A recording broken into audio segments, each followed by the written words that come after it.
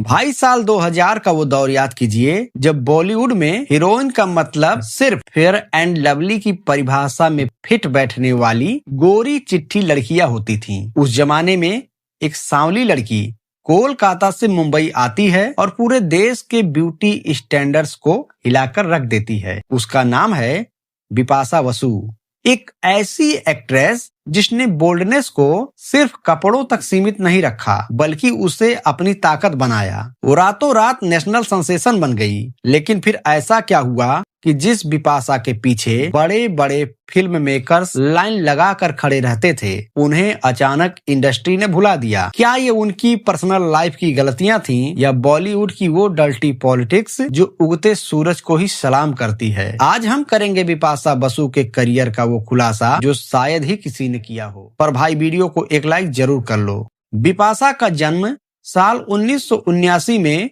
दिल्ली में हुआ था, लेकिन पली बढ़ी कोलकाता में। वो कभी एक्ट्रेस नहीं बनना चाहती थीं। उनकी ख्वाहिश एक डॉक्टर बनना था, मगर किस्मत को तो कुछ और ही मंजूर था। एक होटल में उनकी मुलाकात एक्टर अर्जुन रामपाल की एक्स वाइफ और मॉडल मेहर जेसिया से होती है, जहां वो बिपाशा को मॉडलिंग का सजेशन देती हैं। नतीजा 1996 में बिपाशा ने फोर्ड सुपर मॉडल कॉन्टेस्ट जीता और इंटरनेशनल लेवल पर भारत का नाम रोशन किया। 2001 में एक फिल्म रिलीज हुई, अजनबी। फिल्म में अक्षय कुमार, करीना कपूर और बॉबी देओल जैसे बड़े स्टार थे। लेकिन जो लोग फिल्म देखकर थिएटर से बाहर आते, हर शख्स सिर्फ उस सांवली हसीना की बात कर रहा था। उसके बाद फिर क्या था? बिपाशा बसु को बेस्ट डेब्यू का फिल्म फेयर अवार्ड मिला और यहीं से शुरू होता है बिपाशा का वो तूफान जिसे रोक पाना शायद मुश्किल और नामुमकिन था।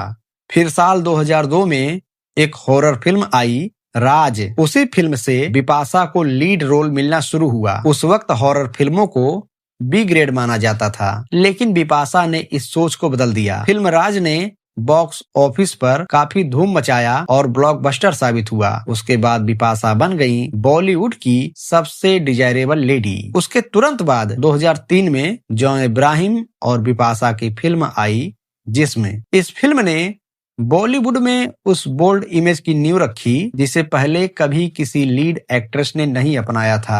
बिपाशा ने अपनी शर्तों पर ग्लैमर को पर्दे पर पेश किया। वो सिर्फ एक एक्ट्रेस नहीं थी, वो एक ब्रांड बन चुकी थी। लोग उन्हें ब्लैक ब्यूटी कहने लगे थे। बिपाशा का करियर जितनी ऊंचाइयों पर जा रहा था, उनकी पर्सनल लाइफ भी उतनी ही सुर्खियों में थी। जॉन अब्राहम और बिपाशा बसु ये सिर्फ एक लव कपल नहीं थे, ये बॉलीवुड इंडस्ट्री का सबसे पावरफुल कपल था। दोनों ने कई सालों तक एक दूसरे को डेट किया। उन्होंने साथ में कई हिट फिल्में दी, साथ में वर्कआउट किया और साथ में बड़े सपने देखे। उस वक्त हर कोई मानता था कि ये दोनों पक्का शादी करेंगे। यार, ये वो टाइम था जब बिपाशा मेंटली और पेशेवर रूप से अपने सबसे अच्छे मुकाम पर थीं। साल 2005 से 2010 के बीच बिपाशा बसु ने वो मुकाम हासिल किया जो आज की कई एक्ट्रेसेस का सपना है। नो एंट्री में इश्क दी गली वाला उनका डांस हो या धूम 2 में उनका डबल रोल, बिपाशा हर फ्रेम में परफेक्ट थीं। और इसी दौरान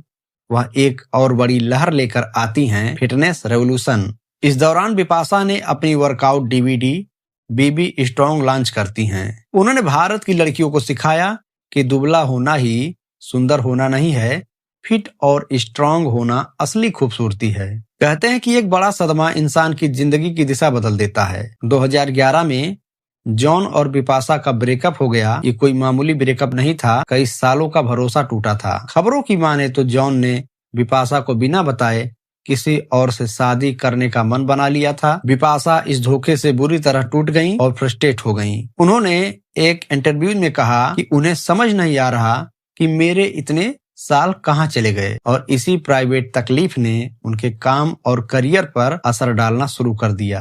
वो अपनी फिल्मों से ज्यादा अपने टूटे हुए दिल की वजह से खबरों में रहने लगी। जब करियर डगमगाया तो बिपाशा ने एक बड़ी स्ट्रेटेजिक गलती की। उन्होंने खुद को हॉरर फिल्मों के दायरे में कैद कर लिया। राज 3, आत्मा, क्रिएचर 3D, एलोन, एक के बाद एक वैसी ही फिल्में। दर्शकों को लगा कि बिपाशा अब कुछ नया नहीं कर रही हैं। जहां उनकी जमाने की एक्ट्रेसेस जैसे प्रियंका चोपड़ा और दीपिका पादुकोण नई तरह की फिल्में कर रही थीं, वहीं बिपाशा पुरानी ही लीग में हंसी रही। इन फिल्मों का VFX और स्क्रिप्ट इतनी कमजोर थी कि लोगों ने बिपाशा का मजाक उड़ाना शुरू कर दिया। बॉलीवुड में आपकी इमेज ही सब कुछ है। बिपाशा का नाम कुछ बड़े कंट्रोवर्सीज से जुड़ गया। अमर सिंह के साथ एक विवादित ऑडियो टेप ने उनकी रेपुटेशन को ठेस पहुंचाई। फिर फिल्म हम शकल्स के दौरान उनका डायरेक्टर साजिद खान से भी कुछ कहासुनी हो गई। बिपाशा ने फिल्म के प्रमोशन में आने से मना कर दिया। बड़े प्रोड्यूसर्स को लगा कि बिपाशा अब मुश्किल एक्ट्रेस बनती जा रही हैं। धीरे धीरे धर्मा और ऐशराज जैसे बड़े बैनर्स ने उनसे हाथ खींच लिए। उसके बाद साल 2016 में बिपाशा करण सिंह ग्रोवर से शादी करके उनकी तीसरी दुल्हनिया बनती हैं। लोग कहते थे कि ये शादी नहीं चलेगी, लेकिन आज बिपाशा अपनी शादीशुदा लाइफ में बेहद खुश हैं। उनकी एक प्यारी बेटी भी है। बिपाशा बसु ने अब अपनी प्रायोरिटी बदल दी है। उन्होंने स्क्रीन की चकाचौंध से ऊपर अपनी फैमिली को रखा है। भाई बिपाशा ने उस वक्त बोल्डनेस और डस्ट की ब्यूटी का झंडा बुलंद किया जब कोई इसकी कल्पना भी नहीं कर सकता था। इंडस्ट्री में उनका डाउन होना सिर्फ फिल्मों के फ्लॉप होने से नहीं, एक्चुअली समय के साथ खुद को ना बदलने की वजह से हुआ। क्या आपको लगता है कि बिपाशा को एक बार फिर पर्दे पर वापसी करनी चाहिए? क्या बॉलीवुड इंडस्ट्री उन्हें एक और मौका देगा? कमेंट्स में अपनी राय जरूर दें। ऐसे ही फिल्मी खबरों को पाने के लिए चैनल को सब्सक्राइब जरूर कर लें।